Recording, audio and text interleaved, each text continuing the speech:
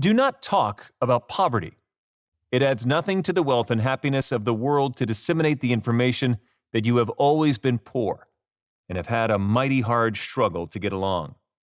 Poverty is no more than a thing to boast of than ignorance is a thing to boast of. The old saying that it is no disgrace to be poor is only a half-truth. In the true sense, it is really a disgrace to be poor. Nobody is poor or having a hard struggle but the ignorant, the lazy, and the incompetent. This sounds harsh, and you are ready to go up in the air about it. You want to tell me that the tenement dwellers and wage slaves have no chance, and so on. But wait a little. The wage slaves really own the world. They have created it all, and they could take possession of it tomorrow if they would. They can begin at any time to use the factories to make things for themselves instead of turning wealth out for their masters.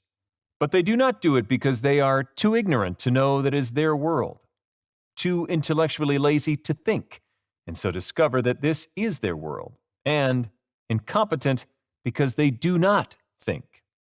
Intellectual laziness is what keeps the masses down.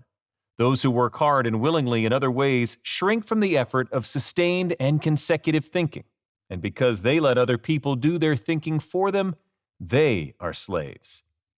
The masses will be wage slaves as long as the 5-cent theaters are crowded and the public libraries deserted. I tell you this because I want to make plain to you the futility of talking about poverty. Talking about poverty and adverse conditions will only lead people to run to the cheap shows and to try in other ways to drown their miseries in temporary pleasures.